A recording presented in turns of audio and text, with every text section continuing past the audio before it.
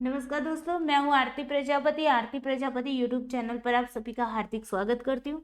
दोस्तों, आज की इस वीडियो में हम जानने वाले टाइप्स ऑफ रिसर्च के अंदर हिस्टोरिकल रिसर्च और एथनोग्राफी रिसर्च। ओके, यहाँ से आपके क्वेश्चन बहुत बार आ चुके हैं, तो जिन लोगों ने पीवाईक्यूएस देखे होंगे उनको पता है कि इसके रिलेटेड क्वेश्चन बहुत ज़्यादा आते हैं। ओके, तो मतलब कि ये वीडियो जो है वो आपके लिए इम्पोर्टेंट है। ओके, सबसे पहले वीडियो को लाइक करना नहीं भूलना है, अपने दोस्तों के साथ शेयर करना नहीं भूलना है एंड इस चैनल को सब्सक्राइब करना नहीं भूलना है। ओके, और पूरे जोश के साथ बैठना है और आराम से चीज़ों को समझना है, अपनी नोट तैयार करना है और इसको रिवीजन भी करते रहना है। ओके, तभी जाकर आपको सारा कुछ समझ में आएगा। ओके, तो हमारा जो मोटो है, अब की बार नेट जेआरएफ पार। ओके, जिन बच्चों का नेट हो चुका है उन लोगों के लिए अलग से लाइन है, अब की बार जेआरएफ पार। ओके, तो ये बात आपको याद रखनी। ढेर सारे थम्स अप दे दो। लाइव चैट आपके लिए शुरू कर दिया है। ओके, मतलब कि लाइव चैट आपका वहाँ पर ओपन रहेगा जब भी हमारी क्लास शुरू होगी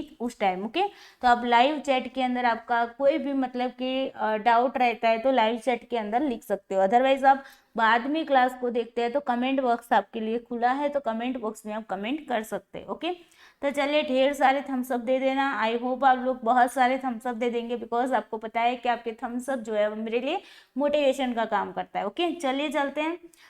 टॉपिक की ओर जाने से पहले कुछ सूचना देनी है आप लोगों को। बहुत सारे बच्चे बोल रहे थे मैम डेली क्लास का टाइम बता दो, तो देखिए आज का टाइम मतलब डेली क्लास का टाइम टेबल हमने यहाँ पर जारी कर दिया है आपकी फरमाइश के मुताबिक। ओके, तो एवरी मंडे टू फ्राइडे हमारी जो कक्षा रहेगी वो सुबह 9 AM को, मतलब कि सुबह मॉर्निंग में 9 बजे साइकोलॉजी का क्लास चलेगा। ओके, अभी साइकोलॉजी के अंदर हमारा यूनिट नंबर 3 चल रहा है। ओके, बिकॉज यूनिट नंबर 2 जो है वो हमारे यहाँ पर पेपर 1 और पेपर 2 दोनों में सेम चीज़ है। ओके, पेपर 1 और पेपर 2 साइकोलॉजी में यूनिट नंबर जो 2 है वो सेम है। ओके, मतलब कि रिसर्च का है, तो दोनों में सेम चल रहा है। तो मतलब पेपर 2 वाले बच्चे जो है साइकोलॉजी वाले, उनकी अभी हमने यूनिट नंबर 3 स्टार्ट कर दी। ओके, और एक साइड पे उनका पेपर 1 के अंदर रिसर्च भी चल रहा है, मतलब कि दो दो जगह पर वो लड्डू खा रहा है। ओके, वो भी मीठे लड्डू खा रहा है। ओके, उसके बाद देखो 5:30 को मतलब कि 5:30 बजे जीपीएससी वाले बच्चों की क्लास होती है। एमसीक्यूज वहाँ पर करवाती हूँ, और ये एमसीक्यूज इसलिए करवाती है जिन बच्चों को पता है कि उनका जीसेट क्लियर होने वाला अभी रिजल्ट नहीं आया, लेकिन जिनका स्कोर बहुत ही हाई रहा है, उन बच्चों के लिए उनको अब जीपीएससी की असिस्टेंट प्रोफेसर की एग्ज़ाम देनी होगी, तो उनके लिए हमने अभी से क्लास स्टार्ट कर दिया है। एमसीक्यूज अभी उसकी सीरीज चला रहा है, तो उसकी क्लास आपकी 5:30 बजे होगी, गुजराती लैंग्वेज में होगी। साइकोलॉजी वाली क्लास है वो हिंदी मीडियम में रहेगी। ओके, उसके बाद है आपकी 9:30 बजे जो है वो क्लास आपकी यूजीसी नेट पेपर 1 की रहेगी। इंग्लिश हिंदी दोनों कंटेंट वहाँ पर रहेगी, एक्सप्लेनेशन हिंदी में रहेगी। ओके, तो ये आप लोगों के जो बच्चे इंग्लिश मीडियम वाले थे उनके लिए ही मैंने यहाँ पर इंग्लिश कंटेंट यहाँ पर रखा हुआ है। ओके, तो आई होप यहाँ पर आपको समझ आ गया होगा जो पूरा टाइम टेबल है उसके बारे में। ओके, थोड़ा सा आज लेट हो जाएंगे बिकॉज आज थोड़ा सा लेट ही चल रही हूँ सुबह से, इसी वजह से। ओके, अब देखो डेली क्विज टाइम होता है वो 8 PM को डेली क्विज होगी।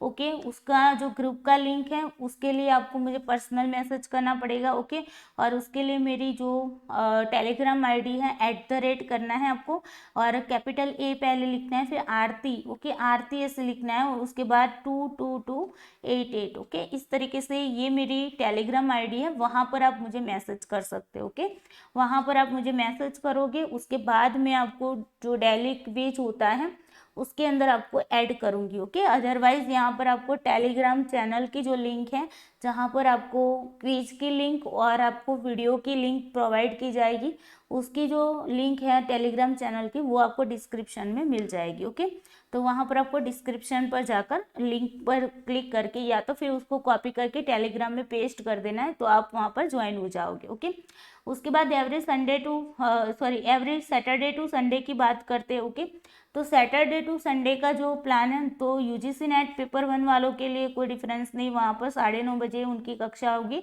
ओके, और वहाँ पर हम पीवाईक्यूएस करवाएंगे हर सैटरडे संडे को। ओके, और साइकोलॉजी वालों का थोड़ा सा टाइम चेंज होता है, उनका टाइम शाम को रखा जाएगा, बिकॉज सैटरडे को मेरी मॉर्निंग स्कूल होती है। ओके, इसी वजह से शाम को उनकी क्लास चलेगी, PYQS की चलेगी। ओके, और संडे को भी शाम को ही रखा हुआ है। ओके, तो ये आपके टाइम टेबल है। आई होप आपको टाइम टेबल अच्छे से समझ में आ गया होगा। और दूसरी बात है, ये हमारी पेपर वन की क्या है भाई, यूट्यूब चैनल है। ओके, तो यहाँ पर मतलब 8,800 बच्चे यहाँ पर जुड़े हुए हैं। तो ये हमारी मैन प्रॉपर जो यूट्यूब चैनल है, उसको आप सब्सक्राइब करके रखना। और जो भी साइकोलॉजी वाले बच्चे हैं, तो उनके लिए ये अलग से हमने चैनल क्रिएट की हुई है, स्टडी ऑफ साइकोलॉजी। ओके, तो आप इस चैनल को भी, जो साइकोलॉजी वाले बच्चे हैं इसको फॉलो कर लेना। ओके, चलिए अब चलते हैं हमारे टॉपिक की ओर। अब देखते हैं हिस्टोरिकल रिसर्च की बात करते हैं। क्या है historical research? Okay, just wait, एक स्लाइड थोड़ी सी आगे पीछे हो गई। ओके, तो जस्ट वेट, आप थोड़ा सा रुक जाइए।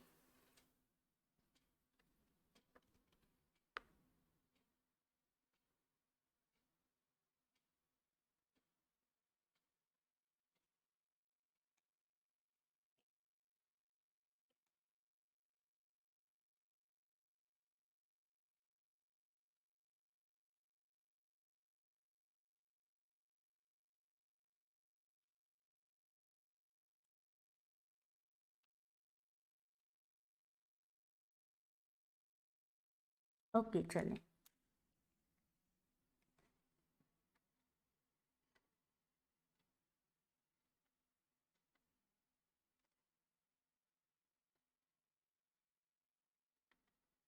ओके, तो हिस्टोरिकल रिसर्च की बात करते हैं। क्या है हिस्टोरिकल रिसर्च, उसको समझते हैं। ओके, अब देखिए, हिस्टोरिकल रिसर्च जो है वो एक गुणात्मक तकनीक है, मतलब कि क्वालिटेटिव टेक्निक है। ओके, आपको ये याद रखना है, क्वालिटेटिव रिसर्च है जो आपका हिस्टोरिकल रिसर्च है वो। ओके, ऐतिहासिक शोध तथ्यों की व्याख्या करने और घटनाओं के कारणों और वर्तमान घटनाओं में उनके प्रभाव की व्याख्या करने के प्रयास में पिछली घटनाओं के अर्थ का अध्ययन करता है। ओके, मतलब कि यहाँ पर क्या होता है, ऐतिहासिक में क्या होता है कि इतिहास के अंदर जो चीजें घटित हो चुकी है। ओके, जैसे कि हमने किस में देखा था, एक्सपोस्ट फैक्टो में देखा था। हाँ, एक्सपोस्ट फैक्टो, ये रिसर्च कल देखा था हमने, है ना। तो उसके अंदर हमने क्या बताया था, जो घटना घटित हो चुकी है उसके बाद घटना घटित होने के बाद हम रिसर्च करते। तो यहाँ पर भी यही है, हिस्टोरिकल में, हिस्ट्री में तो यही होता है ना, घटना तो घटित हो चुकी होती है। तो आप बोलोगे कि मैम इसमें और हिस्टोरिकल में और एक्सपोस्ट फैक्टो में क्या मतलब कि डिफरेंस है।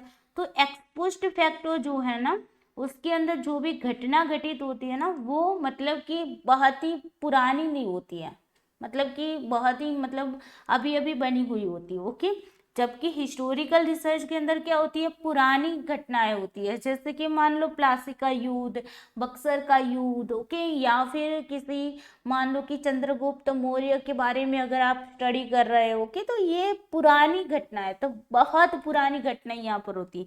ये आपको हिस्टोरिकल रिसर्च के अंदर याद रखना है। ओके, हिस्ट्री में जब भी हम बात करेंगे, तो पुरानी घटनाएं जो होती है उसके बारे में यहाँ पर रिसर्च किया जाता है। ओके, एक्सपोस्ट फैक्टो में क्या होता है कि हम अभी अभी जस्ट अभी अभी घटना घटित हुई है। ओके, उसके बाद हम रिसर्च करते हैं। ओके, तो उसको इस कंटेक्स्ट में आपको देखना है। तो यहाँ पर क्या किया जाता है कि जो भी घटनाएं घटित हो चुकी है पहले। ओके, उसको हम वर्तमान के साथ मतलब कि जोड़ते हैं, उसको देखते हैं। ओके, कि क्या था। ओके, पहले के टाइम पे हम बोलते हैं ना कि हाँ, पहले के टाइम पे ये होता था, पहले के टाइम पे राजा ये करते थे, वो करते थे, अभी के टाइम पे ये चल रहा है, वो चल रहा है। तो ये क्या है, वो रिसर्च का ही तो पार्ट है भाई। हम कंपेयर कर रहे हैं ना पुरानी घटनाओं को अभी की वर्तमान घटनाओं के साथ, हम उसे देख रहे हैं। ओके, तो ये है हिस्टोरिकल रिसर्च। ऐसा करने में शोधकर्ता प्राथमिक ऐतिहासिक डाटा, घटनाओं के प्रत्यक्ष खाते, अभिलेखीय डेटा, आधिकारिक दस्तावेज, व्यक्तिगत रिकॉर्ड, ओके, और प्रत्यदर्शियों के रिकॉर्ड पर बहुत अधिक भरोसा करते हैं। ओके, देखो यहाँ पर बात आ रही है प्राइमरी डाटा की। हमने प्राइमरी डाटा के बारे में आपको बताया था, है ना, प्राइमरी डाटा के बारे में बताया हुआ है सबको। जब हमने डिस्क्रिप्टिव रिसर्च पढ़ाया था, उस टाइम पर हमने प्राइमरी और सेकेंडरी, ये दोनों के बारे में बात की थी, है ना। तो प्राइमरी और सेकेंडरी जो डाटा होते हैं उसमें क्या बताया था मैंने आपको कि प्राइमरी डाटा क्या होता है, जो प्रत्यक्ष रूप से हमने इकट्ठा किया है। ओके, तो जैसे कि मान लो किसी राजा ने अभिलेख, जैसे कि अशोक का अभिलेख। ओके, आप लोगों ने मेरे यूट्यूब चैनल पर, मैंने अभी जस्ट जूनागढ़ गई थी तब मैंने अशोक का अभिलेख का वीडियो भी उसमें रखा था, है ना। तो वो अशोक का अभिलेख है, वो अशोक ने खुद ही बनवाया था, है ना। तो वो क्या हो जाता है, वो प्राइमरी डाटा है। ओके, अब देखो उसके बारे में, अगर उसी अभिलेख को मैं मतलब कि कुछ उसके बारे में लिखती हूँ, उस अभिलेख के बारे में, और मुझसे कोई डाटा लेकर अगर रिसर्च कर रहा है तो वही डाटा क्या हो जाएगा, सेकेंडरी हो जाएगा, है ना। उसी तरीके से कोई दस्तावेज है, कोई मतलब कि पहले के टाइम के कोई दस्तावेज होते हैं, है ना, तो वो हो गए, जैसे कि अंग्रेजों के टाइम पे जो दस्तावेज हुआ करते थे, तो ये क्या है, वो आपके प्राइमरी सोर्सेस हैं, व्यक्तिगत रिकॉर्ड हैं। ओके, कोई ऐसा व्यक्तिगत रिकॉर्ड है तो वो सारे, जैसे कि म्यूजियम में रखी जाती है ना चीज़ें, आप लोगों ने देखी होगी, म्यूजियम के अंदर क्या होती है, चीज़ें होती है ना कि जो पुरानी होती हैं, तो वो सारी क्या है, म्यूजियम के अंदर रखी हुई चीज़ें, जैसे कि सिक्के हो गए पहले के टाइम के, है ना।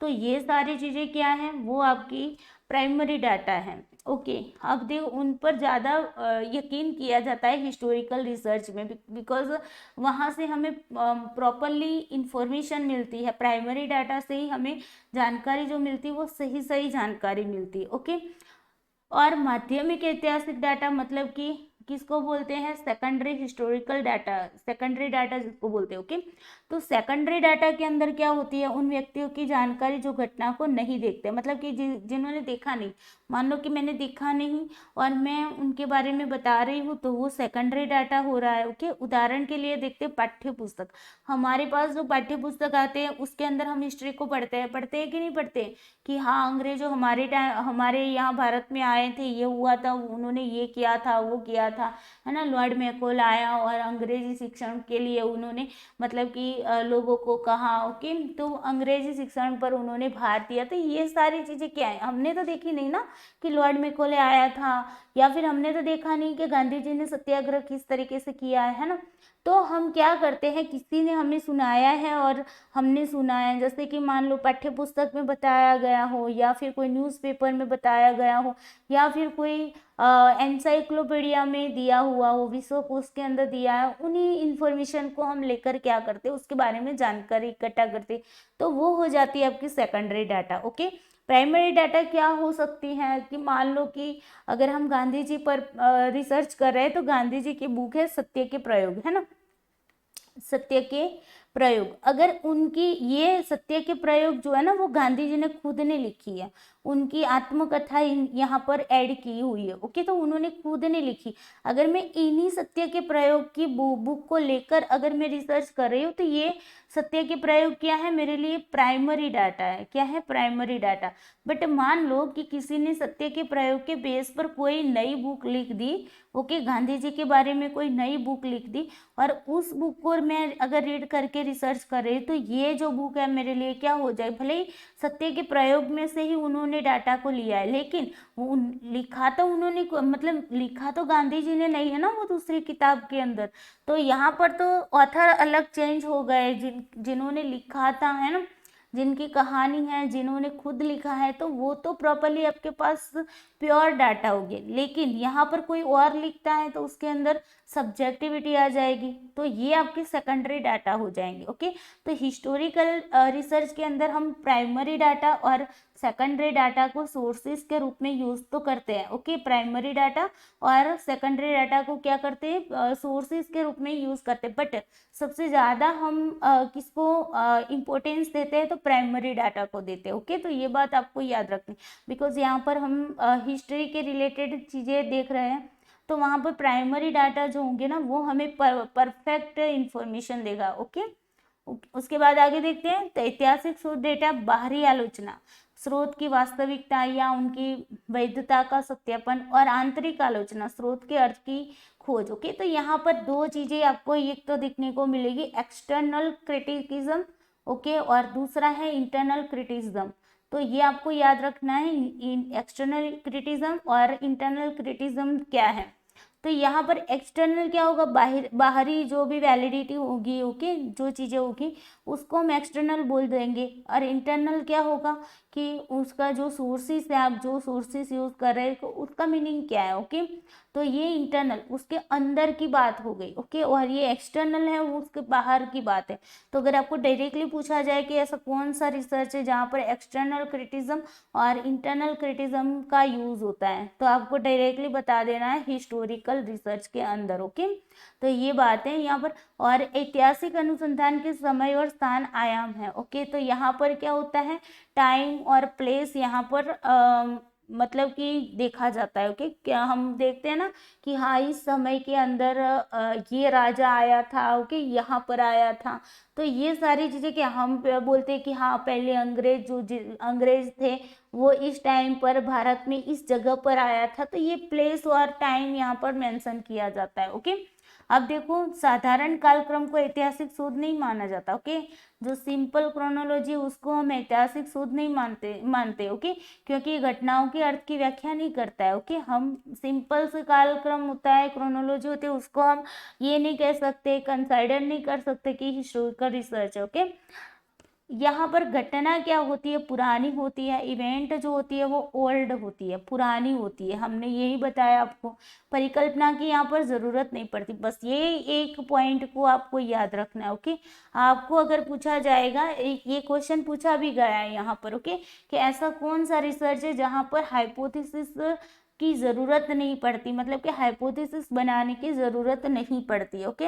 तो आपका आंसर क्या आएगा, historical research, okay. Historical research के अंदर क्या है कि हमें हाइपोथेसिस बनाने की ज़रूरत नहीं पड़ती, बट हम ये नहीं कह सकते कि यहाँ पर नहीं बनाई जाती, ओके। अगर अदरवाइज अगर आप बनाना चाहते हो तो बना सकते हो, बट यहाँ पर ज़रूरत नहीं होती है हाइपोथेसिस की, ओके। बिकॉज घटना जो है बहुत पुरानी है, ओके। तो उसके बेस पर हम यहाँ पर जो हाइपोथेसिस है वो नहीं बनाते, ओके। तो यहाँ पर आपको ओनली एक ऐसा रिसर्च है हिस्टोरिकल रिसर्च जो क्या है हाइपोथेसिस का, मतलब कि यहाँ पर ये नहीं कहा जाता कि हाँ आपको हाइपोथेसिस बनानी ही पड़ेगी। बाकी अदरवाइज जितने भी मतलब कि रिसर्च है वहाँ पर हम हाइपोथेसिस बनाते हैं, ओके। लेकिन हिस्टोरिकल रिसर्च ऐसा है जहाँ पर हम हाइपोथेसिस नहीं बनाते, जरूरत नहीं पड़ती इसकी, ओके। इसके निष्कर्षों का सामान्यीकरण नहीं किया जाता है, यहाँ पर जनरलाइजेशन नहीं कर पाते, उनके जो भी कंक्लूजन होगा, ओके। क्वालिटेटिव रिसर्च जो भी होंगे उनको हम कंक्लूजन उनका होगा उसको जनरलाइज वैसे भी नहीं कर पाते हैं ना, और इसी का भी जनरलाइज नहीं कर पाएंगे। मान लो ना कि अगर बक्सर का युद्ध हुआ था, ओके, और अभी मान लो कि यूक्रेन और रशिया के बीच में युद्ध हो रहा है, ओके। तो क्या हम ये पुरानी जो घटना है उसको ये बोल सकेंगे कि हाँ जो बक्सर का युद्ध जिस वजह से हुआ था वही उसका जो कंक्लूजन निकला था वही कंक्लूजन यहाँ पर हम जनरलाइज थोड़ी ना कर पाएंगे यूक्रेन और रशिया के बीच, है ना, नहीं कर पाएंगे, ओके। हाँ ये कह सकते हैं कि हाँ पहले के टाइम पे इस तरीके से युद्ध होता था, अभी के टाइम पे इस तरीके से युद्ध होता है, ये सारी चीजें हम बता पाते, लेकिन यहाँ पर हम ये नहीं बता पाते, जनरलाइज नहीं कर पाते, ओके। यहाँ पर जो घटना होती है वो भूतकाल की होती है। देखो यहाँ पर ये बातें समझनी है, इवेंट जो होती है वो पास्ट की होती है, मतलब भूतकाल की होती है, और रिसर्च कहाँ पर करते हैं हम, वर्तमान में, मतलब अभी करते हैं ना। आपको मान लो कि आप हिस्ट्री के स्टूडेंट है और आप अभी रिसर्च कर रहे हैं, तो मतलब रिसर्च आप कहाँ पर कर रहे हैं, वर्तमान में कर रहे हैं, प्रेजेंट में कर रहे हैं, है ना। और घटना कहाँ की है, पास्ट की है, और आपका जो निष्कर्ष निकलेगा ना वो निष्कर्ष क्या होगा, भविष्य में निकलेगा, ओके। ऐसा हो सकता है, ऐसा होगा, हो सकता है, ओके। इस तरीके से भविष्य के रूप में हमारा कंक्लूजन निकलेगा, ओके। फ्यूचर जो होगा वो क्या होगा, जो कंक्लूजन होगा वो फ्यूचर में निकलेगा। तो यहाँ पर तीनों के तीनों मतलब कि तीनों के तीनों काल आ जाते हैं, ओके। टेंस जो है वो तीनों के तीनों आ जाते हैं। घटना है पास्ट की है और रिसर्च कर रहे हैं प्रेजेंट में, कंक्लूजन आपका होगा फ्यूचर के अंदर, ओके। तो ये आपको याद रखना है। चलिए आगे देखते हैं। ऐतिहासिक शोध उन घटनाओं के कारणों, प्रभावों या प्रवृत्तियों से संबंधित परिकल्पना को परीक्षण करने के लिए पिछली घटनाओं से संबंधित डेटा का व्यवस्थित संग्रह और उद्देश्य मूल्यांकन है, जो वर्तमान घटनाओं की व्याख्या करने और भविष्य की घटनाओं की भविष्यवाणी करने में मदद कर सकता है, ओके। यहाँ पर ये ने अपनी परिभाषा दी है, तो उन्होंने ये बताया कि हिस्टोरिकल जो रिसर्च होता है ना वो उन घटनाओं का हमें कारण प्रभाव भी बताती है, मतलब कि हमें ये बताती है कि हाँ देखो, जैसे कि मान लो कि प्लासी का युद्ध हुआ था, प्लासी का युद्ध किस कारण से हुआ था और इसका क्या इफेक्ट हुआ था। ओके, ये सारी चीज हमें यहाँ पर देखने को मिलती है, उसके बारे में हमें पता चलता है। ओके, और हम यहाँ पर क्या करते हैं, जो भी डाटा है उसको व्यवस्थित रूप में करते हैं, सिस्टमैटिक रूप से करते हैं। ओके, यहाँ पर ऐसे नहीं डायरेक्टली आप जाकर रिसर्च करोगे। ओके, रिसर्च ऑलवेज आपका क्या होता है, सिस्टमैटिकली ही होता है। तो हमें यहाँ पर जो भी डाटा कलेक्ट करते हैं, डाटा का कलेक्शन करते हैं, वो सिस्टमैटिक रूप से कलेक्शन करते हैं। ओके, और जो उसका उद्देश्य होता है, वो ऑब्जेक्ट होते हैं, वो उसका हम क्या करते हैं, इवेल्युएशन करते हैं। ओके, उसके उद्देश्य को, हमारे रिसर्च का जो उद्देश्य होता है उसका इवेल्युएशन करते हैं। ओके, और वो भी किस बेस पे करते हैं, तो जो मतलब पास्ट में जो भी चीज़ें घटित हुई हैं उसके रिलेटेड डाटा को हम यहाँ पर क्या करते हैं, इवेल्युएट करते हैं। ओके, और इसके बाद हम भविष्यवाणी भी कर सकते हैं कि हाँ आगे जाकर ये ऐसा कुछ हो सकता है। ओके, तो इस तरीके से इन चीज़ों को आपको समझना है। ओके, इसहाक और माइकल के अनुसार। ओके, इसहाक और माइकल। ओके, यहाँ पर इसहाक नहीं बट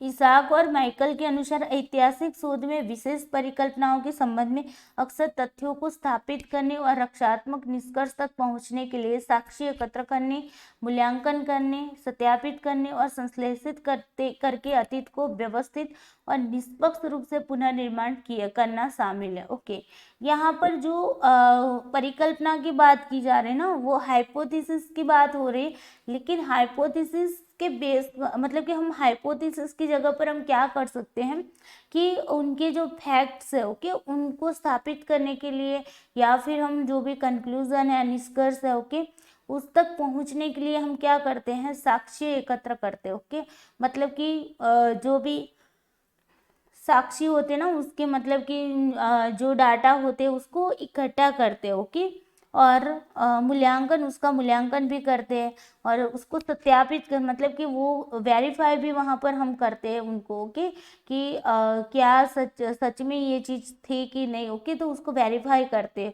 और उसको सिंथेसिस भी करते हैं। सिंथेसिस, संश्लेषित का मतलब क्या होता है कि इकट्ठा करना। ओके, क्या करना, इकट्ठा करना। तो उसको इकट्ठा करके, सारी चीज़ों को इकट्ठा करके हम अतीत को क्या है, हमारा जो भी अतीत है, जो हमारा पास्ट है, उसको क्या करते हैं, व्यवस्थित और निष्पक्ष रूप से, मतलब कि यहाँ पर किसी भी प्रकार का बायस हम यहाँ पर नहीं रखते। ओके, तो निष्पक्ष होकर हम क्या करते हैं, उसका पुनर्निर्माण करते हैं। ओके, चीज़ों को जोड़ के हम समझने की कोशिश करते हैं कि हाँ ये मतलब कि ये युद्ध हुआ था तो क्यों हुआ था, किस तरीके से हुआ था। मान लो ना कि आप किसी मतलब कि किसी राजा के समय की समाज व्यवस्था को देख रहे हैं, तो आप उनको चीज़ों को, एक एक चीज़ों को जोड़कर समझते हो, कि क्रम में समझते हो, सिस्टमैटिक रूप से समझते हो कि क्या उनकी समाज व्यवस्था थी, कब कब समाज व्यवस्था चेंज हुई, किस तरीके से चेंज हुई, किस तरीके से लोग थे वो एक दूसरे से किस तरीके से कनेक्टेड थे, ये सारी चीज़ें हम यहाँ पर देखते हैं। ओके, चलिए आगे देखते हैं। सच्चा ऐतिहासिक शोध या इतिहास लेखन ऐतिहासिक घटनाओं के अर्थों का विश्लेषण और व्याख्या करने से संबंधित। यहाँ पर हम एनालाइज करते हैं, इंटरप्रेटिंग करते हैं। ओके, और उसको एनालाइज और इंटरप्रेटिंग करके हम उस चीज़ों को देखते हैं, समझते हैं। ओके, वह यह प्रक्रिया है जिसके द्वारा एक शोधकर्ता वर्तमान में अवलोकन के लिए उपलब्ध वस्तुओं का अध्ययन करके अतीत में किसी घटना के संभावित सत्य के निष्कर्ष पहुंचने में सक्षम होता है। जैसे कि मान लो ना कि हमें, अगर मान लो कि अभी के टाइम पे आपको पाठ्य पुस्तक के अंदर हिस्ट्री पढ़नी आती है ना, क्यों आती है, तो वो हमें बताती है कि भाई हमारे पास्ट के अंदर ये चीज़ें हुई थी, जो गलतियां उन लोगों ने की हैं वो गलती हम ना करें। ओके, कभी कभी ऐसा भी हुआ है कि उन लोगों से भी गलतियां हुई है ना, बेकसूर जो लोग थे वो भी मरे होंगे, तो ऐसी गलतियां हम इन फ्यूचर ना करें। उसी वजह से हम अतीत को हमें देखना ज़रूरी होता है। हम कभी कभी बोलते हैं ना कि पास्ट को भूल जाओ, लेकिन पास्ट को कभी कभी याद भी रखना पड़ता है, बिकॉज आगे जाके अगर ऐसी कोई कंडीशन आ जाती है तो हम वहाँ से उस कंडीशन से कैसे बाहर निकलते हैं उसका रास्ता मिलता है हमें। ओके, इसीलिए हम हिस्ट्री को इसीलिए पढ़ते हैं। ओके, इसे जो हुआ है उसे खोजने के लिए एक विद्वतापूर्ण प्रयास के रूप में माना जा सकता है। ओके, यहाँ पर जो भी हुआ है, जो घटित हो चुका है, उसको हम यहाँ पर खोजते हैं। ओके, और उसको हम देखने का प्रयास करते हैं। ऐतिहासिक शोध अतीत में हुई घटनाओं का लेखा जोखा देने के लिए व्यवस्थित रूप से पिछली घटनाओं की जांच करने की प्रक्रिया है, जॉनसन के मुताबिक। ओके, तो यहाँ पर सारे लोगों ने अपने अपने हिसाब से यहाँ पर क्या किया है, हिस्टोरिकल रिसर्च के बारे में व्याख्या करने की कोशिश की। ओके, तो सभी का मतलब मूल रूप से एक ही चीज पर फोकस कर रहे हैं कि जो भी अतीत में जो घटनाएं हो चुकी है, मतलब बहुत पुरानी घटना है, उसको हम यहाँ पर देखते हैं, उनकी जांच पड़ताल करते हैं, और क्यों हुई थी, कैसे हुई थी, क्या रीजन रहा, क्या इफेक्ट हुआ उसका, उसके बेस पर हम आगे जाकर मतलब कि मान लो इन फ्यूचर ऐसी कोई भी कंडीशन होगी तो हम वहां पर उस कंडीशन का सामना कर सकेंगे। ओके, चलिए उसके बाद देखो अतीत के पुनर्निर्माण के लिए। ओके, अतीत के पुनर्निर्माण के लिए हम जो भी पास्ट है हमारा, ओके, उसको रिकंस्ट्रक्ट करने के लिए हम क्या करते, हिस्टोरिकल रिसर्च करते। तो पर्पस ऑफ हिस्टोरिकल रिसर्च के बारे में देख लेते। एक इतिहासकार अतीत को व्यवस्थित और निष्पक्ष रूप से पुनर्निर्माण करता है। ओके, ऐसे निष्कर्ष पर पहुंचता है जिसका बचाव किया जा सकता है। अब देखो यहाँ पर हम क्या कर रहे हैं, मान लो कि हमने देखा, आप लोगों ने देखा होगा कि कहीं पर पढ़ा होगा कि हड़प्पीय सभ्यता थी, है ना। तो हड़प्पीय सभ्यता क्या थी, उसकी नगर व्यवस्था कितनी अच्छी थी। अगर जिन लोगों ने हिस्ट्री पढ़ी होगी उनको पता है कि उनकी नगर व्यवस्था इतनी सुपर्ब थी, जो अभी के टाइम की जो नगर व्यवस्था है ना, उसी के तरह वहाँ की नगरीय व्यवस्था थी। तो हम वहाँ से ये तो सीख पाते ना, अगर हिस्टोरिकल रिसर्च कर रहे हैं तो वहाँ से हमें ये जानकारी मिलती है कि हाँ उनके वहाँ पर नगरीय व्यवस्था ऐसी थी, तो हमें भी इन फ्यूचर ऐसा करना चाहिए। ओके, या फिर मान लो ना कि पहले के वैदिक कालीन समय में देखा जाए तो स्त्रियों को बहुत ज़्यादा मतलब कि उनको मान सम्मान दिया जाता था, है ना। तो अभी के टाइम पर भी यही हो रहा है कि स्त्रियों को मान सम्मान देने की बातें हो रही है। आज तो 8 मार्च है ना, 8 मार्च है, क्या है भाई आपको पता है ना, क्या है, इंटरनेशनल वुमेन डेज है ना। तो इंटरनेशनल वुमेन डेज मनाने का तात्पर्य भी यही है कि भाई हम स्त्रियों को आगे लाए। तो वैदिक कालीन समाज था, वहाँ पर स्त्रियों को बहुत ज़्यादा मान दिया जाता था। वहाँ पर तो एक सूत्र भी था संस्कृत में कि क्या था, यत्र नार्यस्तु, ऐसा कुछ था, है ना। जहाँ नारी की पूजा होती है वहाँ देवता भी राजी होते हैं, ऐसा कुछ एक संस्कृत में एक लाइन है, मुझे याद नहीं, लेकिन संस्कृत में ऐसी लाइन है जिसका भावार्थ ये होता है कि जहाँ नारी की पूजा होती है वहाँ पर देवता राजी होते हैं, और जहाँ पर नारी की हम पूजा नहीं करते हैं तो वहाँ पर देवता भी राजी नहीं होते। ओके, तो मतलब ये जो चीज़ है वो अभी भी फॉलो हो रही है। तो अतीत को देखकर हम क्या करते हैं, अभी वर्तमान की घटनाओं के साथ उसको जोड़कर आगे चलते हैं। ओके, अज्ञात घटनाओं का पता लगाने के लिए ओके हिस्टोरिकल रिसर्च क्यों किया जाता है, तो जो अननोन इवेंट्स है ओके उसको डिस्कवर करते हैं। जो चीज़ें हमें पता नहीं है उसको डिस्कवर का मतलब ही हमने पहले दिन ही पहली क्लास में बताया था ना। तो डिस्कवर का मतलब क्या है, जो चीज़ हमें पता नहीं है उसका हम क्या करते हैं, खोजते हैं, है ना। अतीत में घटी कुछ ऐतिहासिक घटना है जो ज्ञात नहीं है, कभी कभी किसी को पता भी नहीं होती है ना कि ऐसी कुछ घटनाएं घटित होगी। तो एक इतिहासकार इन अज्ञात घटनाओं की खोज करना चाहता है।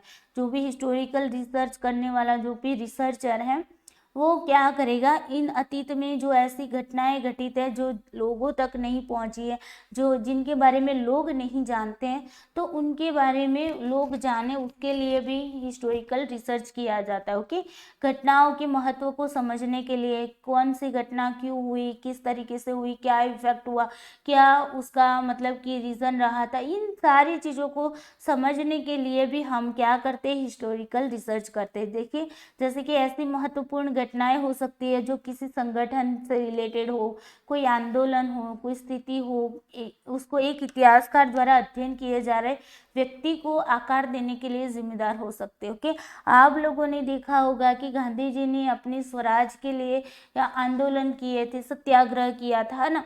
तो अभी के टाइम पे भी हम कभी कभी ऐसा हमें लगता है कि हाँ हमारे साथ अन्याय होता है, तो बहुत सारे लोग क्या करते हैं, संगठन बनाते हैं, आंदोलन करते हैं, सत्याग्रह करते हैं ना।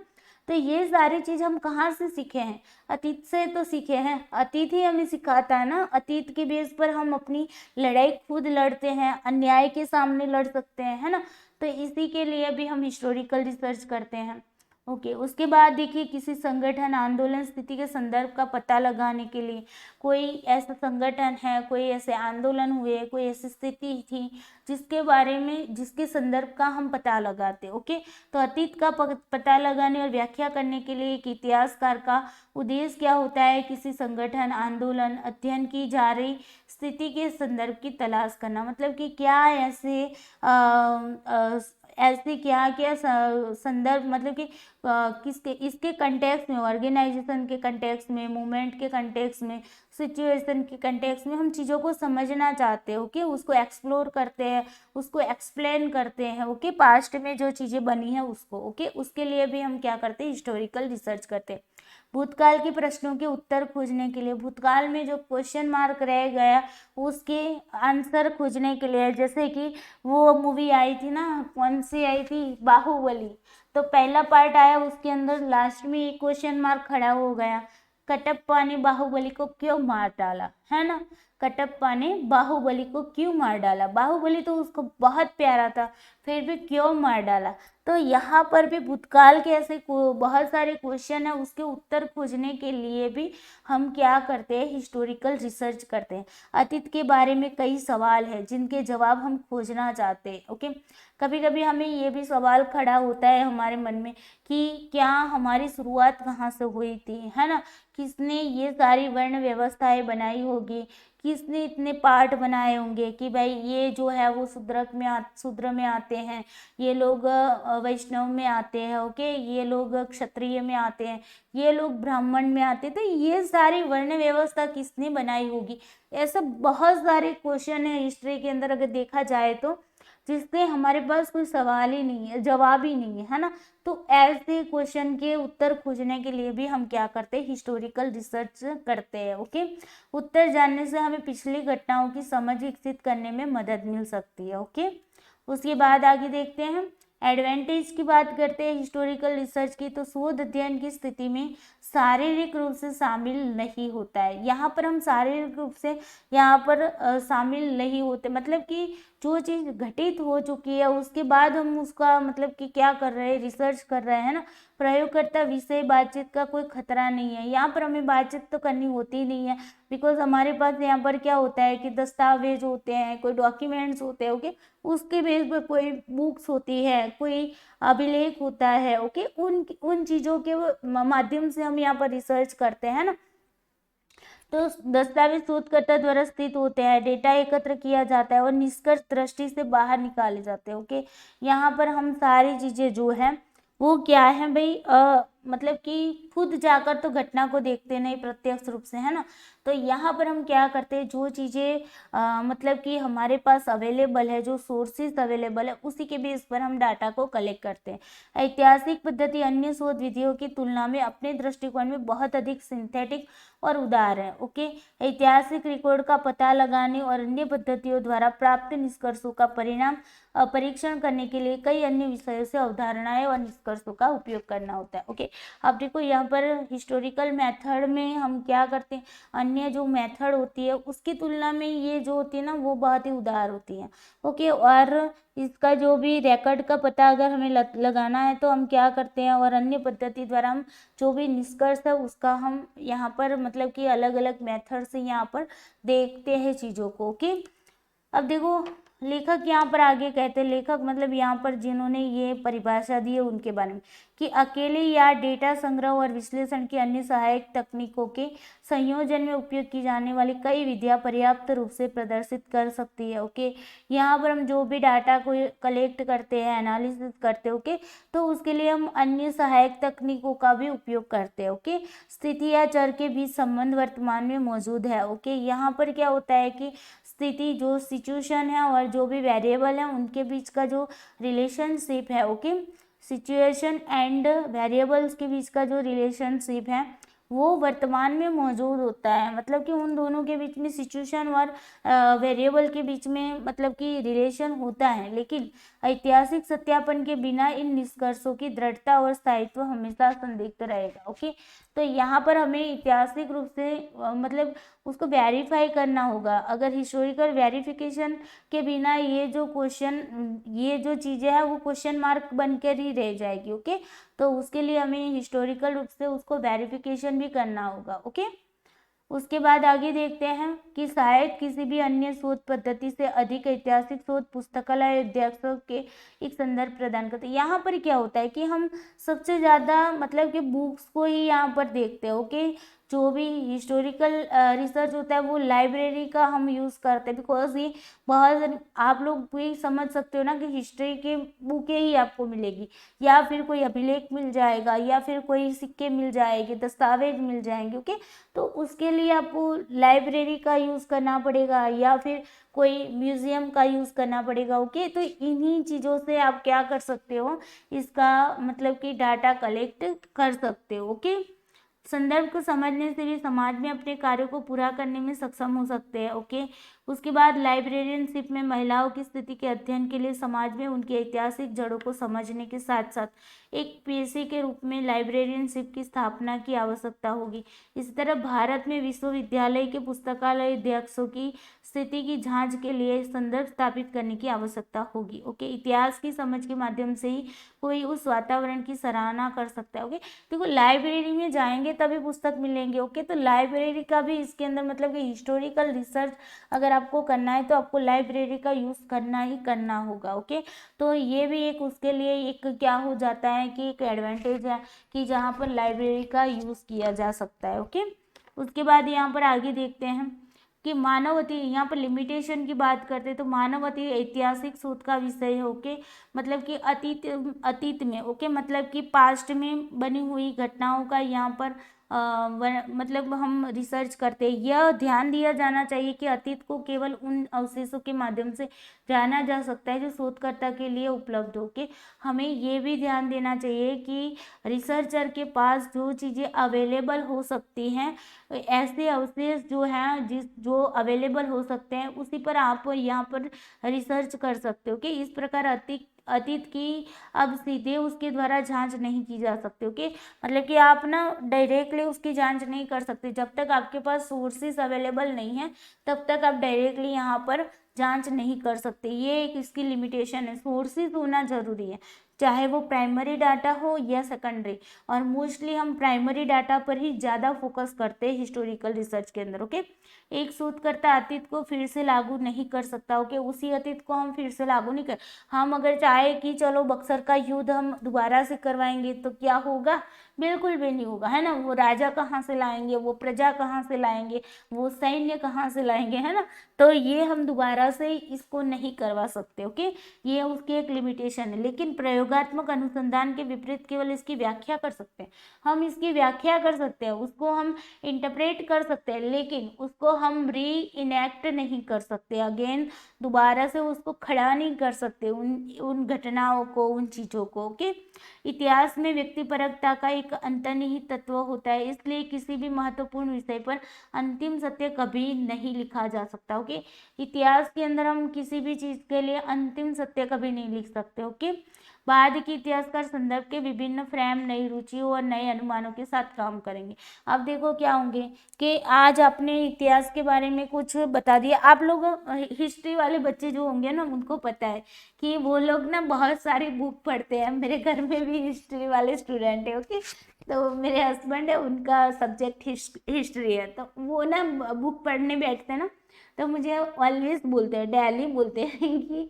यार ना इतनी सारी बुक्स है, हर एक बुक के अंदर जो टाइम दिया ना वो अलग अलग दिया है। ओके, तो यहाँ पर क्या होता है कि प्रॉपरली आपको मान लो कि किसी ने कोई इतिहासकार है, ओके, उसने यहाँ पर ये बताया कि इस टाइम पर वैदिक कालीन समय था, तो दूसरे ने दूसरा टाइम बताया, तीसरे ने तीसरा टाइम, तो परफेक्टली यहाँ पर हमें चीज़ नहीं मिलती। मतलब कि यहाँ पर ना जो भी इतिहासकार होंगे वो अपने अपने तरीके से यहाँ पर चीज़ों को लिखते रहते हैं। ओके, वे नए प्रश्न पूछेंगे और अक्सर नई स्रोत सामग्री की खोज भी करेंगे। अंत में स्वयं स्रोतों के दोषों के कारण एक महत्वपूर्ण घटना का पूर्ण सत्य कभी भी पूरी तरह से स्थापित नहीं किया जा सकता। ओके, तो हिस्टोरिकल रिसर्च के अंदर हम ना पूर्ण सत्य कभी भी यहाँ पर जो भी घटना है, जो भी इवेंट है, जो भी फेनोमेना है, ओके, तो उसको हम पूर्ण रूप से सत्य नहीं कह पाएंगे। ओके, उसके बाद आगे देखते हैं।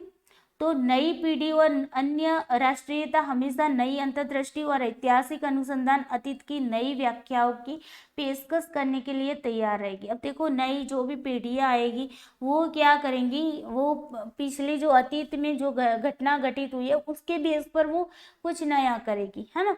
अंतिम विश्लेषण में हम यही कह सकते हैं कि कोई यह निष्कर्ष निकाल सकता है कि अंतिम सत्य लिखे जाने की कोई संभावना नहीं। यहाँ पर हम अंतिम सत्य कोई भी नहीं बता पाते। ओके, तो ये आपका हिस्टोरिकल रिसर्च था। हिस्टोरिकल रिसर्च में आपको क्या याद रखना है, घटना जो होती है वो पुरानी होती है। ओके, यहाँ पर जो डाटा हम इकट्ठा करते हैं उसके अंदर प्राइमरी डाटा, ओके, और सेकेंडरी डाटा का यूज करते हैं। ओके, उसके बाद यहाँ पर external, okay, external, okay, external और इंटरनल।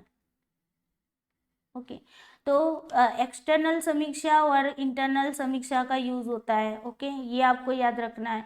ओके, उसके बाद यहाँ पर दूसरी चीज क्या याद रखनी है कि यहाँ पर हम अतीत की घटनाओं को वर्तमान के साथ जोड़ते हैं, अतीत को वर्तमान के साथ जोड़ने की कोशिश करते हैं। ओके, समझने की कोशिश, वर्तमान के साथ जोड़कर समझने की कोशिश करते हैं, जोड़कर समझने की कोशिश करते हैं। ओके, समझने की कोशिश करते हैं। उसके बाद ये क्या है, गुणात्मक शोध है। ये क्या है, गुणात्मक शोध है। ओके, ये भी आपको याद रखना है। ओके, तो यहाँ पर ये सारी चीजें आपको याद रखनी। फिर यहाँ पर वेरिएबल में हम हेर फेर कर सकते हैं। ओके, जोड़ तोड़ कर सकते हैं। मान लो कि हम गांधी जी पर क्या कर रहे हैं, रिसर्च कर रहे हैं, तो गांधी जी की हमने मान लो कि पहले 100 बुक हमने ये तय किया कि नहीं हम 10 बुक रखेंगे। ओके, तो ये 10 बुक हमारी क्या हो गई, सैंपल हो गए। हमने 10 बुकों को लेने का तय किया। अब मुझे लगता है कि नहीं, मुझे 7 या 8 बुक के अंदर से मुझे यहाँ पर मतलब कि मेरे रिसर्च के अकॉर्डिंग मुझे इन्फॉर्मेशन मिल गई है, तो मुझे आगे मतलब कि 2-3 बुक्स हैं जो 10 मैंने तय की थी उसमें से मुझे नहीं लेनी है तो मैं नहीं लूंगी। ओके, तो मतलब यहाँ पर जोड़ तोड़ कर सकते हैं हम, चीज़ों में क्या है, जोड़ तोड़ कर सकते हैं, जबकि एक्सपोज्ड फैक्टों में हम चीज़ों को जोड़ तोड़ नहीं कर पाते थे। ये इन दोनों के बीच का डिफरेंस। ओके, हिस्टोरिकल रिसर्च में वेरिएबल में हम जोड़ तोड़ कर पाते हैं, लेकिन एक्सपोज्ड फैक्टों में हम नहीं कर पाते। ओके, ये आपको याद रखना है। चलिए अब बात करते हैं एथनोग्राफी की। क्या है एथनोग्राफी, तो नृवंश विज्ञान को संक्षेप में लोगों और संस्कृति के व्यवस्थित अध्ययन के रूप में परिभाषित किया जा सकता है। ये बात मैंने एथनोग्राफी के बारे में एग्जाम्पल भी अभी तक 2-3 बार दिए हुए है ना। तो एथनोग्राफी का मतलब क्या होता है कि लोग मतलब समाज, संस्कृति, ओके, कल्चर से रिलेटेड। ओके, संस्कृति का मतलब क्या होता है, कल्चर, है ना।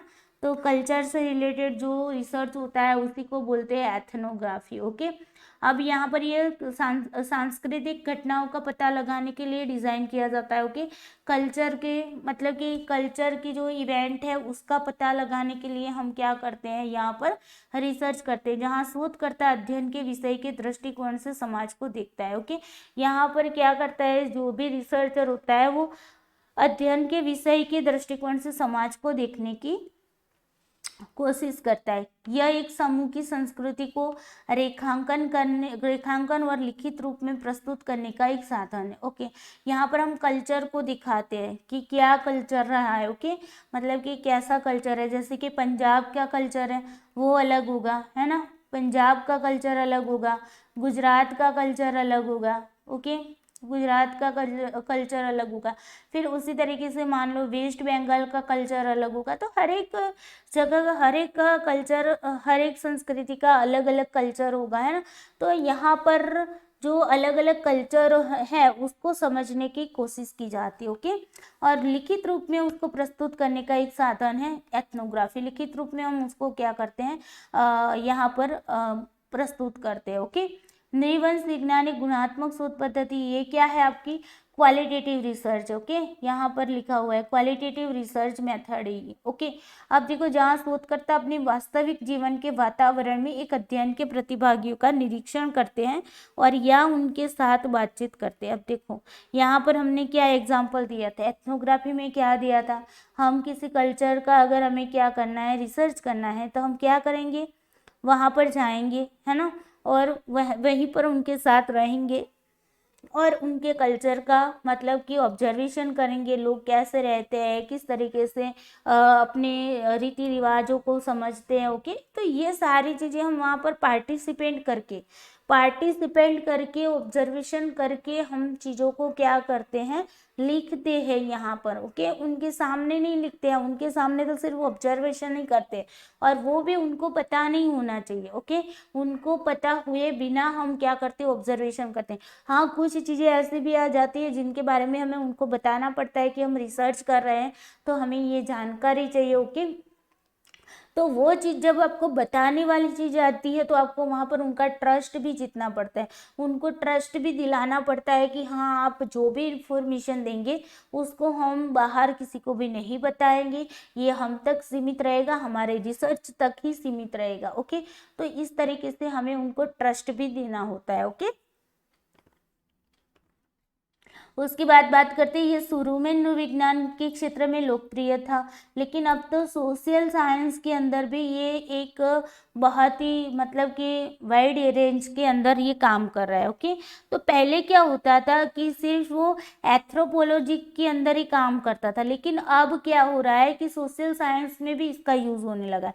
मतलब कि सोशल साइंस में सोशल का हम क्या करते हैं, रिसर्च करते हैं ना, सोशल रिलेटेड। तो यहाँ पर जो कल्चर से रिलेटेड सोशल के अंदर आ जाता है ना, इसीलिए यहाँ पर अब सोशल साइंस में भी इसका यूज होता है।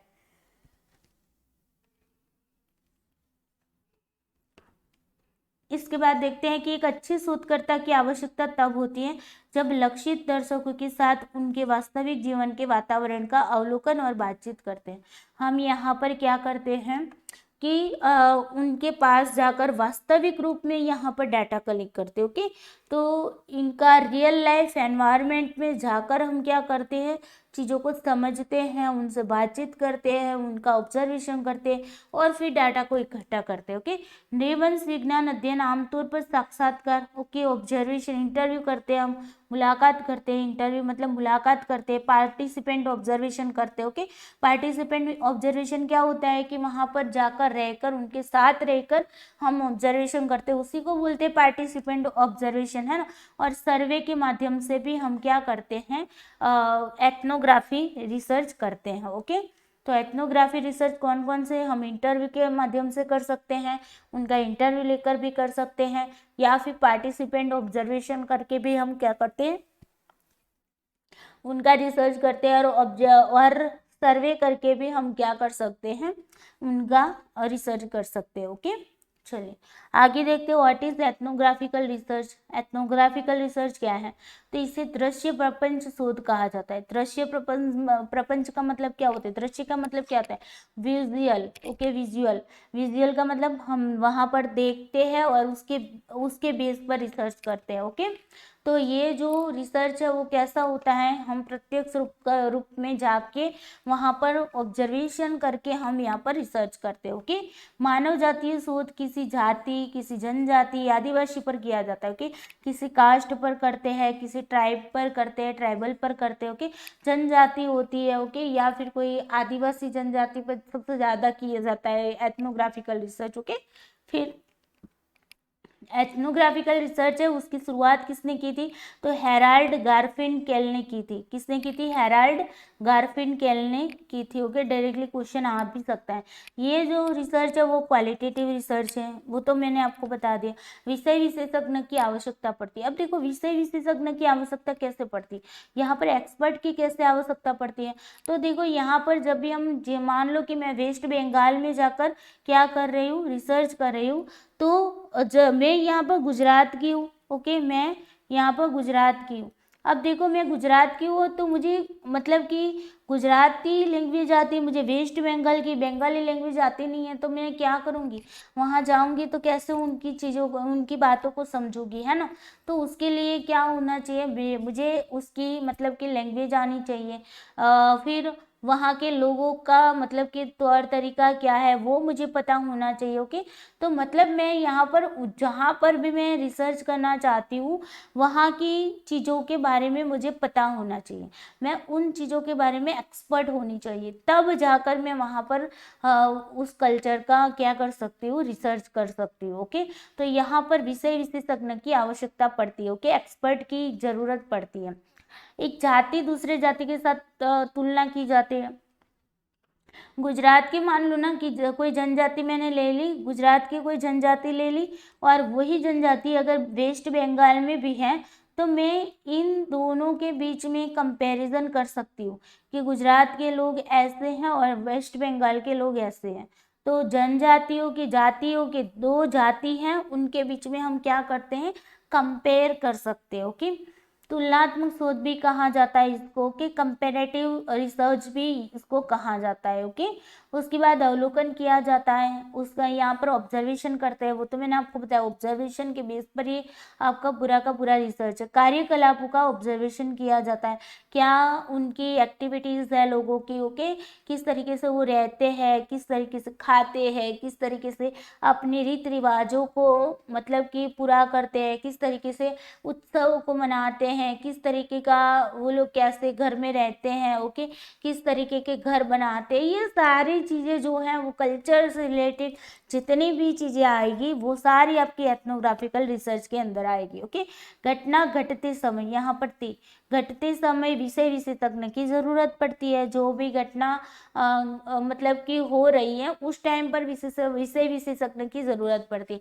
मान लो ना कि वो लोग कोई मतलब कि कोई ऐसा प्रोग्राम कर रहे हैं। ओके, और उस प्रोग्राम के बारे में मुझे नहीं पता है, तो मैं क्या करूँगी, वहाँ की कोई भी स्थानिक लोग का संपर्क करूँगी, उसको मैं अगर वो स्थानिक लोग हैं वो मेरी लैंग्वेज को समझ पाता है वैसे लोग को मैं पसंद करूँगी। ओके, और उसको साथ में रखूँगी और चीज़ों को समझने की कोशिश करूँगी।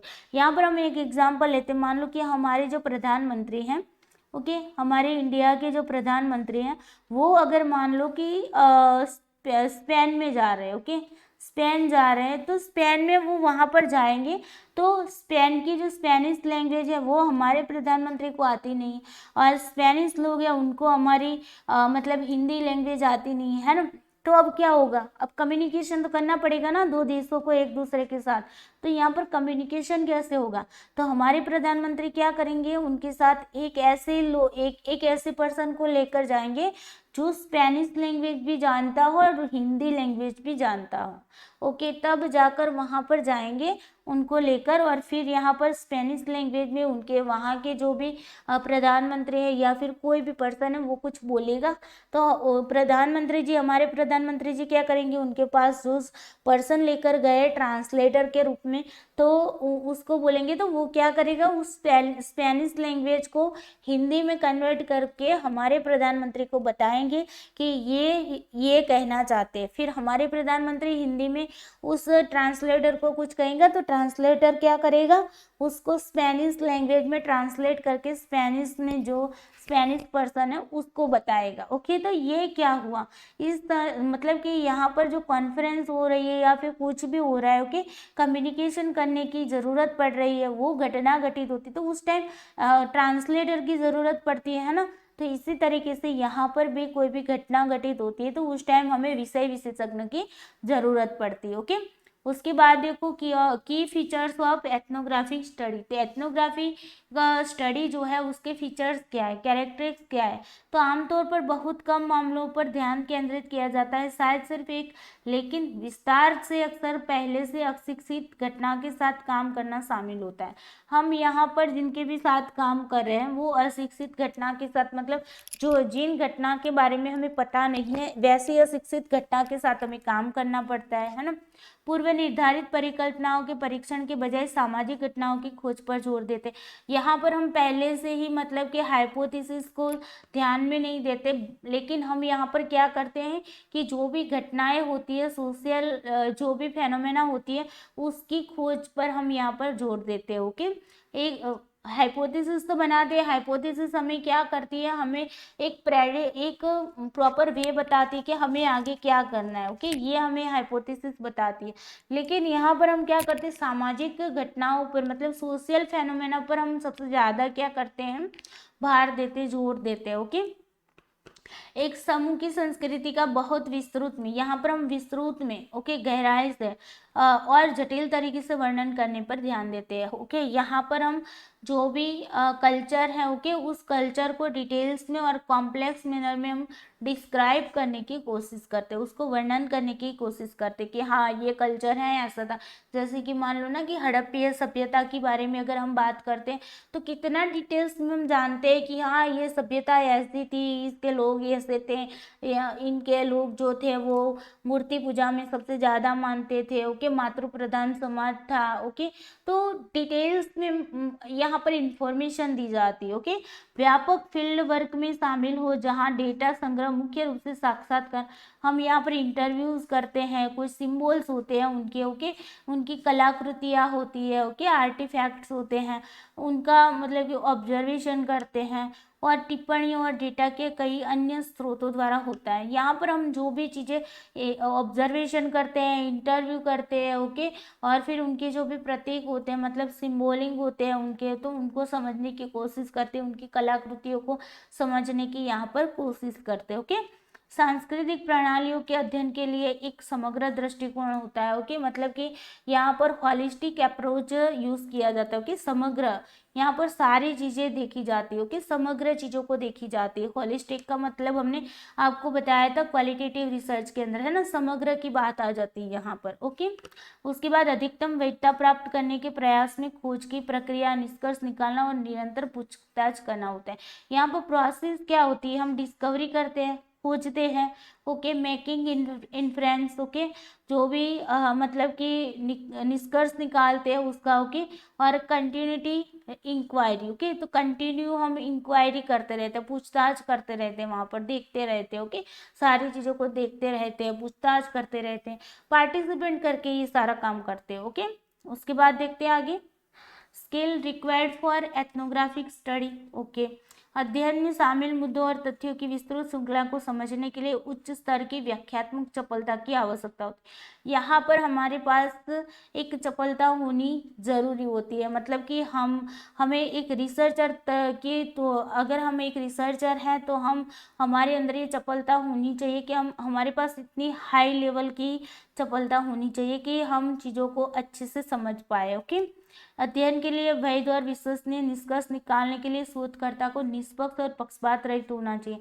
यहाँ पर उनको अगर कोई भी रिलायबल आपको कंक्लूजन निकालना है या फिर आपको वैलिडिटी देखनी है, ओके, मतलब कि आपका रिसर्च वैलिड हो, उसके लिए रिसर्चर को क्या होना चाहिए, निष्पक्ष होना चाहिए, मतलब अनबायस होना चाहिए, मतलब उसके अंदर सब्जेक्टिविटी नहीं आनी चाहिए। ओके, किसी भी प्रकार का पक्षपात नहीं आना चाहिए। ओके, किसी भी प्रकार का पूर्वाग्रह उसके अंदर नहीं आना चाहिए कि चलो ये कल्चर ऐसे होते, पहले से ही हम पूर्वाग्रह नहीं मतलब अपने अंदर नहीं बांधते। ओके। तो यहाँ पर निष्पक्ष होकर हम डाटा को कलेक्ट करते हैं, पक्षपात रहित होकर हम यहाँ पर डाटा को कलेक्ट करना होता है, ओके। ये हमारे अंदर एक स्किल होनी चाहिए। शोधकर्ता को सामाजिक सेटिंग से परिचय होना चाहिए, ओके। और उच्च स्तर की बौद्धिकता और कूटनीति की आवश्यकता होती है। देखो यहाँ पर उनको पता होना चाहिए, मैंने आगे भी आपको बताया ना कि आपको क्या करना चाहिए, आपको पता होना चाहिए कि उनकी जो चीज़ें हैं, मतलब कि उनकी लैंग्वेज आपको पता होनी चाहिए, ओके। या फिर उनके बारे में थोड़ी सी जानकारी आपके पास होनी चाहिए, जिसके बेस पर आप उनके बारे में चीज़ों को समझ पाओ, ओके। शोधकर्ता के पास अच्छे अंतःक्रियात्मक और अंतर व्यक्तिगत कौशल होने चाहिए, इंटरेक्शनल और इंटरपर्सनल स्किल भी उसके अंदर होनी चाहिए, ओके। मतलब कि वहाँ पर लोगों के साथ रहना, मतलब मान लो ना कि अगर आप कहीं नई सोसाइटी में रहने जाते हो तो लोगों के साथ आपको मतलब कि उनके साथ रिलेशन बांधना मतलब आपके लिए थोड़ा सा पहले डिफ़िकल्ट होता है ना। लेकिन कुछ लोग ऐसे भी होते हैं जो बहुत सालों से रहते हैं लेकिन फिर भी उनकी सबके साथ नहीं बनती है। तो यहाँ पर आपके अंदर ये स्किल होनी चाहिए कि आप उनके पास रहो तो वो लोग आप पर ट्रस्ट कर पाए और अपनी बातें आपको बता पाए। इतनी स्किल हमारे अंदर होनी चाहिए, जिस तरीके से हमने केस स्टडी में भी ये बात बताई थी, है ना।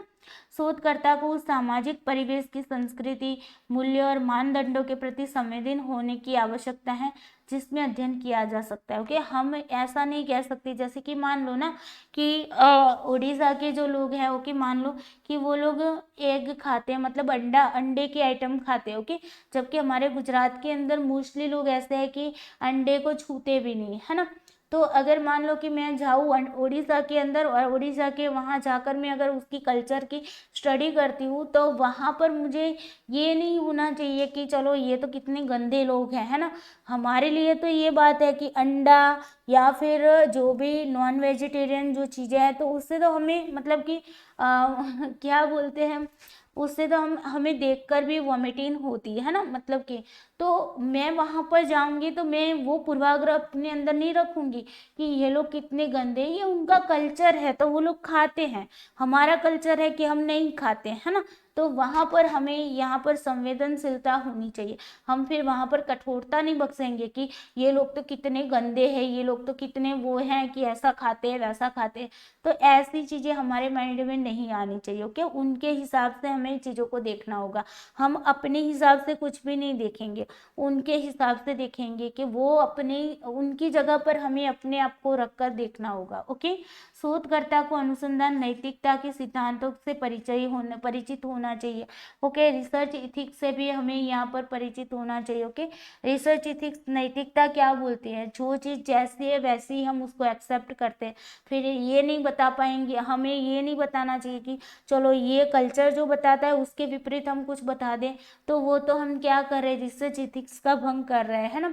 तो हमें यहाँ पर रिसर्च इथिक्स को भी फॉलो करना है, ओके। शोध नैतिकता को भी फॉलो करना है कि जो चीज़ जैसे ही आपको जिस वे में मिल रही है उसी वे में आपको उस डाटा को क्या करना है, प्रेजेंट करना है, ओके। उसी डाटा को उसी तरीके से प्रेजेंट करना है, उसमें कुछ भी चेंज नहीं करना है आपको, ओके। चलो उसके बाद बात करते हैं एथनोग्राफिक रिसर्च की एडवांटेज क्या है। तो गुणात्मक शोध पद्धति के रूप में नृवंश विज्ञान कई लाभ प्रदान करता है। सबसे पहले तो देखिए तो नृवंश विज्ञान समूह व्यवहार की जटिलता के लिए जिम्मेदार हो सकता है, ओके। मतलब कि ग्रुप में उनका बिहेवियर क्या है, ओके, उनका जो भी बिहेवियर है, ओके, तो उनकी जो कॉम्प्लेक्सिटी है, ओके, उसके लिए ये जिम्मेदार हो सकता है। फिर देखो ना ग्रुप के अंदर जो भी बातचीत होती है कई आयामों के बीच अंतर संबंध को प्रकट कर सकता है और व्यवहार के लिए संदर्भ प्रदान कर सकता है। देखो हम वहाँ पर जाएंगे, ओके, कल्चर का अगर हम मतलब कि मान लो किसी कल्चर का हम स्टडी कर रहे हैं तो वहाँ पर जाएंगे, उसके ग्रुप के अंदर वो लोग किस तरीके से रहते हैं, किस तरीके से अपना बिहेवियर करते हैं, तो उन चीज़ों को हम समझ पाएंगे, है ना। एथनोग्राफिक रिसर्च से ही हम समझ पाएंगे। इसके अलावा देखो नृवंश विज्ञान समूह के अनुभव के गुणों को इस तरह प्रकट कर सकता है कि अन्य शोध विधियां नहीं कर सकते, ओके। हम वहाँ पर पार्टिसिपेंट करके चीज़ों को ऑब्जर्व करके हम चीज़ों को देख रहे हैं तो मतलब कि यहाँ पर अदर जो मेथड होती है उस वो मेथड यहाँ उससे बहुत अच्छी ये मेथड है, मतलब ये बहुत अच्छा रिसर्च है जहाँ पर हम प्रत्यक्ष रूप से जाकर चीज़ों को देख पा रहे हैं, ओके, सही चीज़ों को देख पा रहे हैं। उसके बाद वे भविष्य के प्रश्नों और अनुवर्ती शोध के प्रकारों को निर्धारित करने में भी मदद कर सकते हैं। भविष्य में अगर मान लो कि हमें फ्यूचर में कोई क्वेश्चंस होता है तो उसको भी हम यहाँ पर क्या करते हैं, हमें वो हेल्प करता है एथनोग्राफिक रिसर्च, ओके। चीज़ों को समझने के लिए हमें मतलब कि लोग कैसे थे, किस तरह के थे, हमें कैसे रहना चाहिए, वो सारी चीज़ें हमें एथनोग्राफी रिसर्च के बेस पर समझ आती है, ओके। दुनिया के ज्ञान और समझ की सीमा का विस्तार करके शोधकर्ता अक्सर ये समझने में सक्षम होते हैं कि व्यवहार क्यों होता है, न कि केवल घटना को ध्यान में रखते हैं। यहाँ पर सिर्फ हम फेनोमेना को, इवेंट को ही ध्यान में नहीं रखते, लेकिन हम यहाँ पर क्या, उनका व्यवहार क्या होता है, बिहेवियर क्यों होता है ऐसा, ओके। हर एक कल्चर में हर एक लोगों का बिहेवियर जो होता है वो अलग अलग होता है, डिफरेंस होता है ना। कुछ ऐसे भी कल्चर होते हैं जिनके लोग क्या होते हैं, बहुत ही आक्रामक होते हैं। कुछ ऐसी जनजातियां होती है जो बिल्कुल भी शांत होती है। बहुत सारे रिसर्च हुए हैं इन पर, ओके। तो जो लोग सोशियोलॉजी से रिलेटेड है सब, ओके, सोशियोलॉजी के जो स्टूडेंट है उनको पता होगा कि बहुत सारे ऐसे जनजातियां थी कि वहाँ के लोग जो थे बहुत ही शांत थे। तो कुछ ऐसे भी जनजातियां थी जो बहुत ही आक्रामक थे, कुछ ऐसे भी जनजातियां थी जो बिल्कुल मतलब कि ना कि शांत ना कि आक्रामक, क्योंकि ऐसे भी लोग थे। तो यहाँ पर ये सारी चीज़ें हमें पता चलती कि उनका बिहेवियर ऐसा क्यों होता है। कभी कभी क्या होता है कि एटमॉस्फेयर भी काम करता है, वातावरण भी उनको काम करता है, ओके। ऐसे मतलब कि बहुत ही गर्मी में रहने वाले लोग होते हैं, ओके, ऐसे गर्म प्रदेश होते हैं, ओके। तो जैसे गर्म प्रदेश के अंदर जो लोग रहते हैं तो उनका दिमाग भी ना थोड़ा सा गर्म ही रहता है, ओके। जो ठंडे प्रदेश में रहते हैं उनका दिमाग थोड़ा सा ठंडा रहता है, ओके। तो ये मतलब एटमॉस्फेयर भी काम करता है, ओके।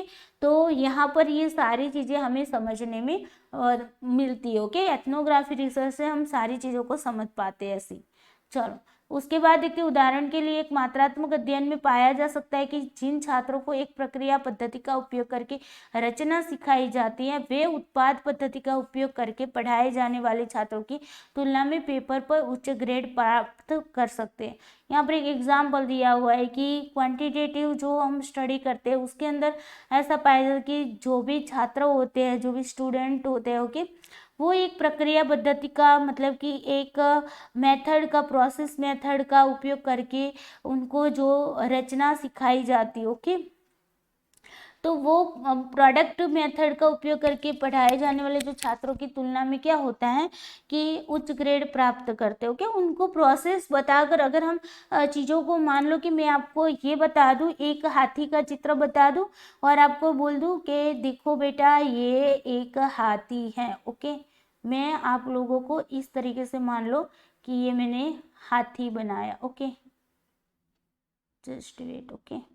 ये मैंने एक हाथी बना दिया, ओके। ये उसकी पूंछ हमने बना ली। अब देखो मैंने आपको बताया कि बेटा ये क्या है, हाथी है, ओके। ये मैं आपको एक चित्र बता दूं और मान लो कि मैं अगर आपको मतलब कि प्रॉपरली हाथी के पास लेकर जाऊं और आपको हाथी दिखाऊं तो उसमें कितना डिफरेंस है कि नहीं। तो यहाँ पर आप जो रियल चीज को देखेंगे ना उसको आप बहुत ज़्यादा याद रख पाओगे, उसके बारे में बहुत ज़्यादा मतलब कि लिख भी पाओगे कि हाथी क्या होता है ना। रियल में हाथी देखोगे और चित्र में हाथी देखोगे, बहुत डिफरेंस होता है ना। तो यहाँ पर जिन जिन बच्चों ने मतलब कि पिक्चर को देखकर हाथी की जो मतलब कॉन्सेप्ट अपने माइंड में क्लियर किया है, उसकी जगह पर जो लोग प्रॉपरली मतलब कि रियल में हाथी को देखकर उनका जो कॉन्सेप्ट क्लियर करते हैं उनका स्कोर हाई आएगा। बस ये काम है यहाँ पर, ओके। तो क्वांटिटेटिव रिसर्च, क्वांटिटेटिव स्टडी करते हैं और क्वालिटेटिव स्टडी में इतना डिफरेंस होता है। क्वालिटेटिव में हम प्रत्यक्ष रूप से सारी चीज़ों को ऑब्जर्व करके हम समझते हैं, ओके। तो यहाँ पर ये चीज़ यहाँ पर बताई गई, ओके। हालांकि गुणात्मक अध्ययन से पता चल सकता है कि क्यों कई रचना प्रशिक्षक उत्पाद पद्धति का उपयोग करना जारी रखते हैं भले ही वे प्रक्रिया पद्धति के लाभों से अवगत हो, ओके। यहाँ पर किस तरीके से प्रोडक्ट जो होती है वो किस तरीके से मतलब कि उत्पन्न होती है, उसकी क्या प्रोसेस है, ओके। मान लो कि दूध में से जो पाउडर बनता है, ओके, तो उसकी प्रॉपरली आप डेयरी में जाकर उस चीज़ों को समझोगे कि किस तरीके से दूध में से पाउडर बनाया जाता है, तो उन चीज़ों को आप बहुत अच्छे से समझ पाओगे। जबकि क्लासरूम के अंदर ही टीचर पढ़ा देंगे कि हाँ इस तरीके से दूध में से पाउडर बनता है, तो ये दोनों बच्चों के बीच में अगर आप कंपेयर करने जाओगे तो आपको भी पता होगा कि जिन लोगों ने प्रॉपरली रियल में देखा होगा उनका मतलब कि कॉन्सेप्ट बहुत ज़्यादा क्लियर होता है ना। तो ये बात यहाँ पर एथनोग्राफी रिसर्च होता है, उसका ये एडवांटेज है। ओके, उसके बाद बात करते हैं डिसएडवांटेज की, बात करते हैं एथनोग्राफी की। ओके, तो नृवंश विज्ञान अनुसंधान के साथ साथ विचार करने के लिए कई नुकसान भी है। ओके, नृवंश विज्ञान समय लेने वाला, बहुत ज़्यादा टाइम लेना, बिकॉज हमें वहाँ पर पार्टिसिपेंट करता है, क्या पता हमें 6 महीने में उसकी जानकारी मिल पाए, या फिर 2 साल भी लग जाए, या फिर मान लो कि 3 साल भी लग जाए, है ना। तो हमें क्या करना पड़ता है कि वहाँ पार्टिसिपेंट करते हैं और हमें जिन क्वेश्चन का आंसर चाहिए उसके लिए हमें वेट भी करना पड़ता है, कभी कभी बहुत ज़्यादा समय ले लेता है। ओके, इसके लिए एक अच्छी तरह से प्रशिक्षित शोधकर्ता की भी आवश्यकता होती है, एक ट्रेंड रिसर्चर की ज़रूरत होती है, एक्सपर्ट की ज़रूरत होती है। ओके, तो ये उसकी डिसएडवांटेज है। पूर्ण और ईमानदार प्रवचन को सुविधाजनक बनाने के लिए मुखबिरों के साथ विश्वास बनाने में समय लगता है। हमें किसी का मतलब कि ट्रस्ट जीतना है, या फिर हमारा ट्रस्ट उनको बताना, मतलब वो हम पर ट्रस्ट कर सके, ये टाइम बहुत ज़्यादा लग जाता है ना। किसी पर भी हम ऐसे थोड़ी ना हम पर वो लोग ट्रस्ट कर लेंगे, है ना। तो ट्रस्ट बनाने में भी टाइम लगता है ना। फिर इस संबंध में अल्पकालिक अध्ययन एक विशेष नुकसान में है। ओके, हम शॉर्ट टर्म में यहाँ पर स्टडी नहीं कर सकते हैं। ओके, इसका जो स्टडी होगा वो लॉन्ग टर्म तक चलता रहेगा। ओके, बिकॉज हमें सारी चीज़ों को देखना होता है, तो 1 साल मिनिमम मान के चलो कि 1 साल तो आपको देखना ही पड़ता है कि चलो 3 ऋतुएं होती है 1 साल के अंदर, तो तीनों ऋतुओं में उनके जो भी त्योहार आते होंगे, जो भी उनके रीति रिवाज आते होंगे, तो वो सारी चीज़ों को देखना तो पड़ेगा ना हमें। तो उसके लिए हमारा टाइम ज़्यादा होगा, तो लॉन्ग टर्म की ये स्टडी है, शॉर्ट टर्म में ये काम नहीं करती। ओके, शोधकर्ता की ओर से पूर्वाग्रह अध्ययन के डिजाइन और डेटा के संग्रह और व्याख्या दोनों को प्रभावित कर सकता है। यहाँ पर अगर देखो बायस आ गया ना, तो हो गया काम आपका खत्म, है ना। जैसे कि मैंने आपको एग्जांपल दिया कि मैं मान लो कि मैंने कभी एग को छुआ भी नहीं है, ओके, अंडे को छुआ भी नहीं है, बिकॉज हमारे यहाँ अंडे को या फिर नॉन वेजिटेरियन चीज़ों को मतलब कि बहुत ही गंदा माना जाता है। ओके, मतलब कि ये हमारे लिए अच्छी, सेहत के लिए भी अच्छा नहीं, और हमारे लिए मतलब कि धर्म के भी विरुद्ध में है। ओके, चीज़ें तो मान लो कि उड़ीसा के लोगों के लिए ये चीज़ मतलब कि धर्म के विरोध नहीं है, तो वो लोग तो खाते हैं, तो वहाँ पर मेरा अगर बायस आ जाता है तो फिर काम हो गया ख़त्म, है ना। तो यहाँ पर ये बायस भी आ जाता है कभी कभी। बहुत कम डेटा व्यवहार पैटर्न के बारे में गलत धारणाओं को जन्म दे सकता, कभी कभी बिहेवियर का जो पैटर्न होता है ना वो भी गलत अजम्पशन हमारे माइंड में क्रिएट कर देता है। ओके, जबकि बड़ी मात्रा में डेटा को प्रभावी ढंग से संसाधित भी नहीं किया जा सकता है। कभी कभी हम डेटा को मतलब कि संसाधित भी नहीं कर पाते, कभी कभी ये भी होता है ना कि हम रिकॉर्ड भी नहीं कर पाते कुछ चीज़ों को, है ना, और कभी कभी उन चीज़ों को लिख भी नहीं पाते। अगर मान लो कि हम हमारे सामने कोई घटना घटित हो रही हो कि उनको हम ऑब्जर्व तो अभी कर रहे हैं, लेकिन कुछ चीज़ें ऐसी भी होगी जो हमारे माइंड से निकल भी जाएगी। जब हम मान लो कि सबके साथ है तब तो आप लिख नहीं पाओगे, है ना, तब तो आप उनके साथ पार्टिसिपेंट करके आप ऑब्जर्व करेंगे, लेकिन उन चीज़ों को जब आप लिखने बैठोगे तो कुछ चीज़ें ऐसे भी होगी जो आपके माइंड से निकल भी गई होंगी, है ना। तो यहाँ पर ये चीज़ें भी होती हैं। ओके, तो ये था हमारा एथनोग्राफी रिसर्च और हिस्टोरिकल रिसर्च। आई होप आप लोगों को अच्छे से समझ में आया होगा, चीज़ों को डीपली समझना है। ओके, बिकॉज एग्जाम के अंदर डीपली क्वेश्चन पूछे जाते हैं। ओके, तो अगर आपको ये वीडियो अच्छा लगा है तो जाते जाते लाइक करते जाना है, अपने दोस्तों को शेयर करना नहीं भूलना है, एंड सब्सक्राइब भी इस चैनल को कर लेना है। ओके, तो चलिए दोस्तों, आज के लिए इतना ही, और सबको 8 मार्च है तो happy women's day again. Okay, और चलिए bye bye, take care you, जय श्री कृष्णा।